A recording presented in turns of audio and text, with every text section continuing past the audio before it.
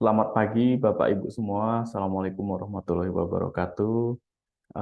Perkenalkan, saya M. Abdurrahman Al-Hafid.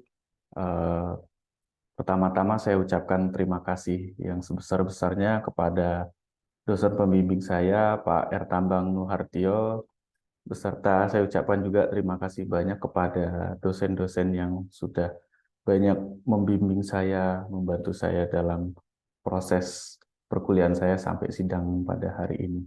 Nah, pada hari ini saya akan membahas analisis strategi startup digital dalam mendominasi market di Indonesia sebagai judul tesis saya untuk menyelesaikan S2 di Magister Manajemen UGM.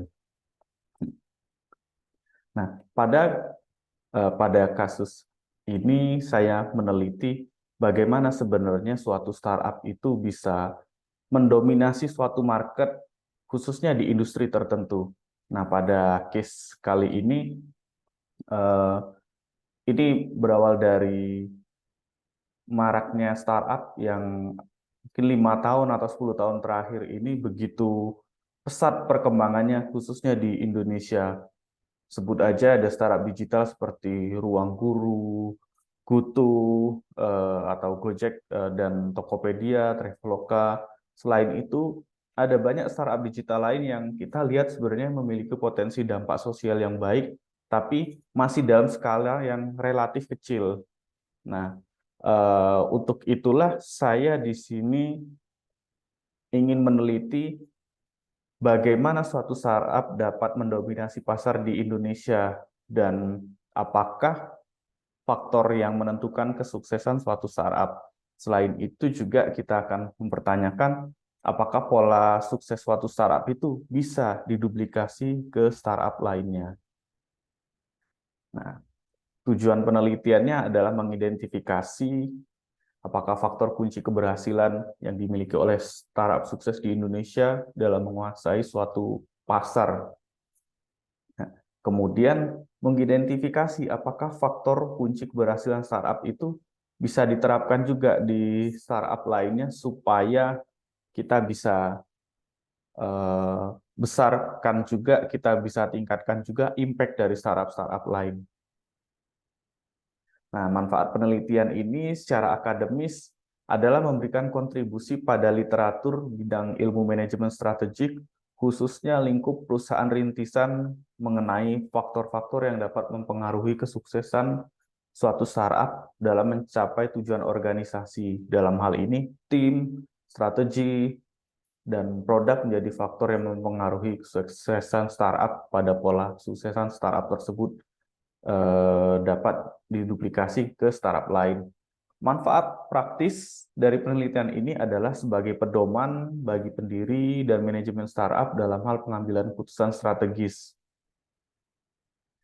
berkaitan dengan tim, strategi, dan produk sehingga tercapai tujuan serta sukses perusahaan. Selain itu, penelitian ini juga memberikan pedoman bagi investor, kreditur, dan pihak eksternal lain untuk dapat mengidentifikasi pola pada startup yang sukses sehingga memiliki pertimbangan yang lebih baik terhadap putusan berinvestasi, pemberian kredit, dan memberikan penilaian-penilaian lainnya pada suatu startup.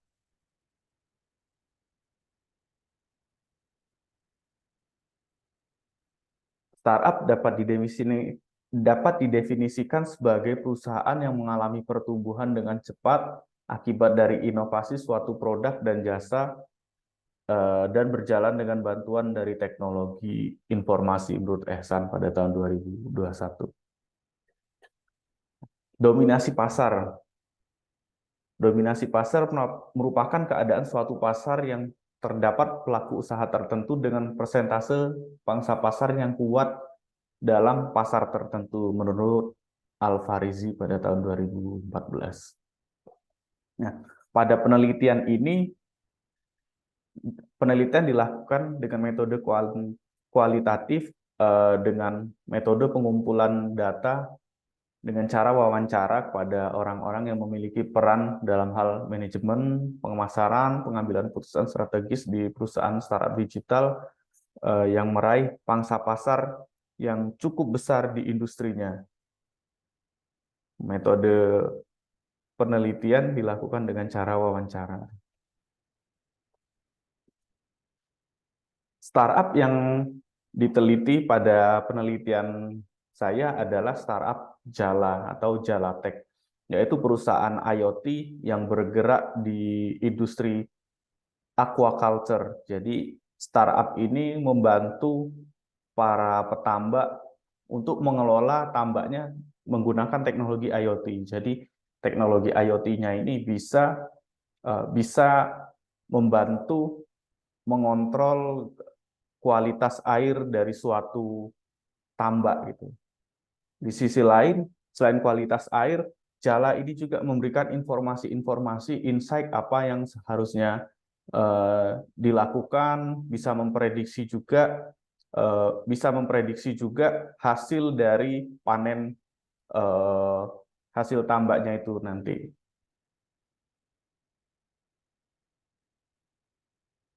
Nah, pada Jala ini saat awal didirikan oleh Mas Aryo Wiryawan, founder awal Jala.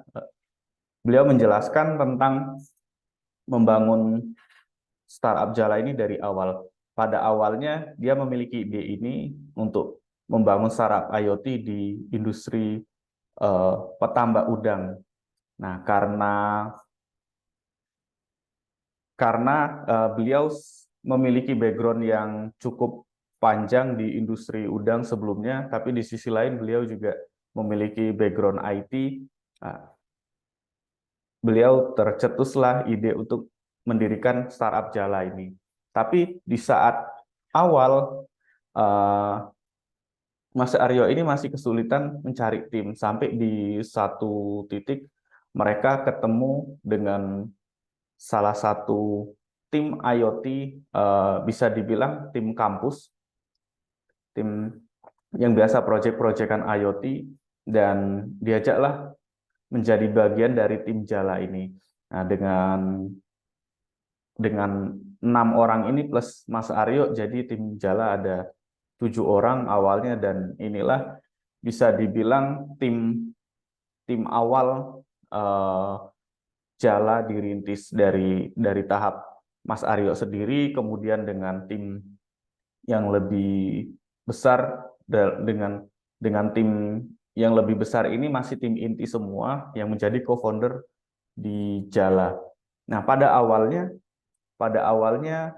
Jala ini memang eh, memiliki kendala-kendala dalam membangun tim.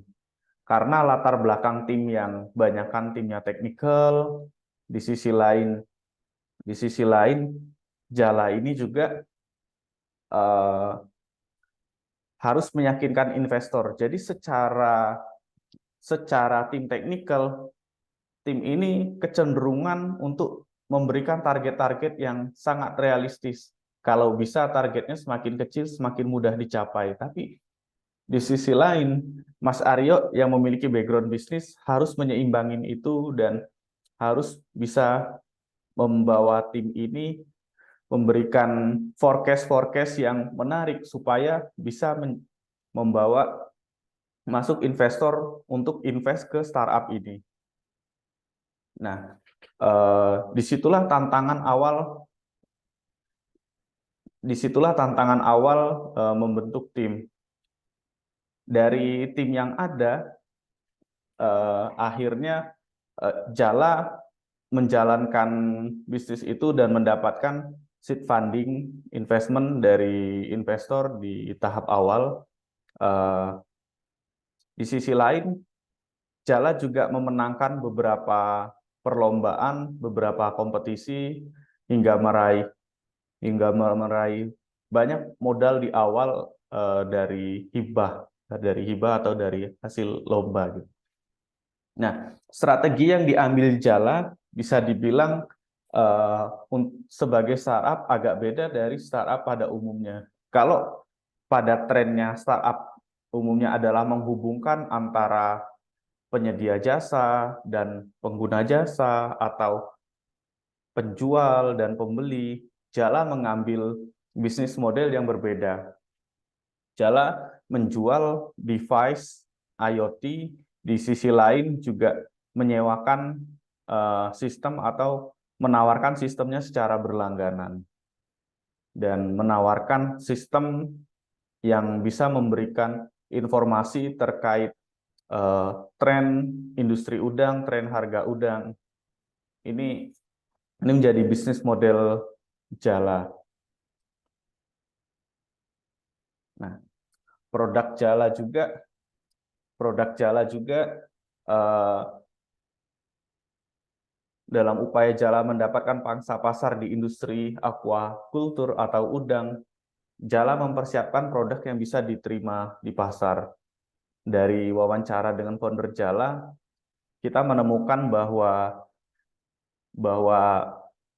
Jala membutuhkan waktu yang cukup panjang sampai akhirnya mereka bisa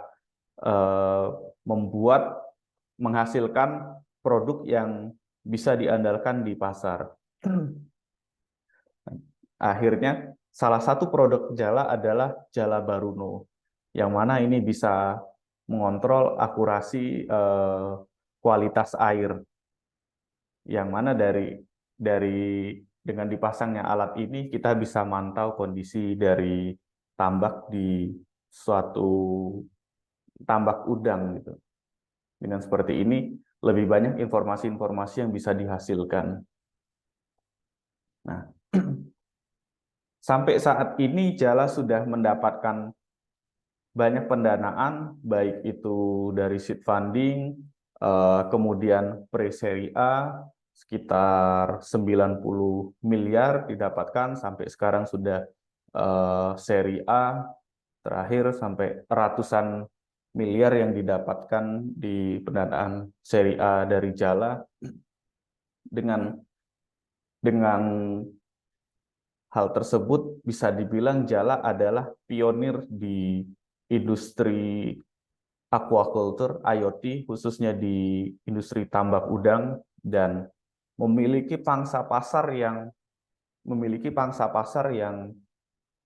cukup signifikan karena Jala bisa dibilang cukup mendominasi di market itu. Nah, kalau kita amatin dari perjalanan Jala Tech,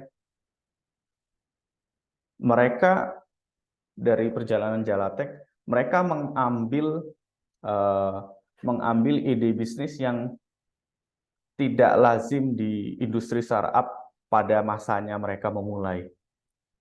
Pertama itu, ketika yang lain menjadi hub atau penghubung penyedia jasa dan pengguna jasa, penjual dan pembeli menjadi marketplace, mereka fokus memasuki market IoT. Di sisi lain, mereka sebenarnya punya keunggulan sebagai first mover atau perusahaan pertama yang masuk di industri ini di Indonesia. Tapi di sisi lain mereka bisa mempertahankan pasarnya dengan inovasi-inovasi dan dengan mengetahui kebutuhan customer. Nah, menurut penelitian kami dari awal sampai Jala bisa sampai ke tahap sekarang, kunci kesuksesan dari startup Jala adalah berada pada tim manajemennya. Jadi tim pada tahap awal Jala tentu memiliki tim manajemen yang perannya sangat besar dari Mas Aryo sebagai pendiri yang bisa mengumpulkan orang-orang yang bisa membantu Jala di tahap awal sampai menemukan 6 tim co-founder lainnya bergabung menjadi tim inti Jala. Dari tim ini, Jala berhasil mendapatkan seed funding di tahap awal. Kemudian dari seed funding ini, Jala berhasil eh, Jala berhasil merunning bisnis itu dalam waktu sekitar 18 bulan, mendapatkan pendanaan praseri A sekitar 90 miliar, dan dari situ akhirnya Jala juga Jala bisa tumbuh hampir 10 kali lipat. Kemudian dari pendanaan itu juga Jala tumbuh lagi di atas 6 kali lipat sampai akhirnya mendapatkan pendanaan lagi di Praseri A yang nilainya sudah ratusan miliar rupiah. Nah, dari setiap prosesnya Jala selalu bergantung kepada tim-tim. Pada tahap bootstrap bergantung pada Mas Aryo-nya, pada tahap mengumpulkan tim di awal, ya tentu tim manajemen ini eh, sangat berperan penting untuk mendapatkan pendanaan di series berikutnya. Tapi begitu sudah mendapatkan pendanaan, Jala akhirnya bisa merekrut orang-orang profesional, terutama orang finance yang lebih advance lagi dalam merencanakan perencanaan keuangan dan mencari funding di tahap berikutnya. Jadi ini menjadi kunci kesuksesan dari startup Jala. Faktor utamanya bisa diambil kesimpulan adalah tim yang menjadi kunci utama Jala mendominasi pasar. Di sisi lain, produk juga mempengaruhi kesuksesan keberhasilan Jala dalam mendominasi pasar. Apakah pola startup kesuksesan Jala ini dapat diaplikasikan pada startup lain? Kita mendapatkan simpulan bahwa pola sukses suatu startup teknologi dapat diduplikasi ke startup teknologi lain dengan mempertimbangkan faktor-faktor yang mempengaruhi kesuksesan startup yang sebelumnya sudah dianalisis. Maka kesuksesan suatu startup dapat diperoleh salah satunya dengan meniru pola langkah yang sebelumnya pernah diambil oleh startup sejenis. Pada case ini, Jala. Demikian presentasi tesis dari saya. Semoga ini menjadi banyak manfaat baik secara akademik maupun secara praktis. Dan tentu mungkin dalam penyampaian presentasi saya mungkin ada kekurangan. Untuk itu saya mohon maaf yang sebesar-besarnya kepada Bapak, Ibu penguji semuanya, termasuk dosen pembimbing saya ucapkan terima kasih semuanya. Saya tutup. Assalamualaikum warahmatullahi wabarakatuh.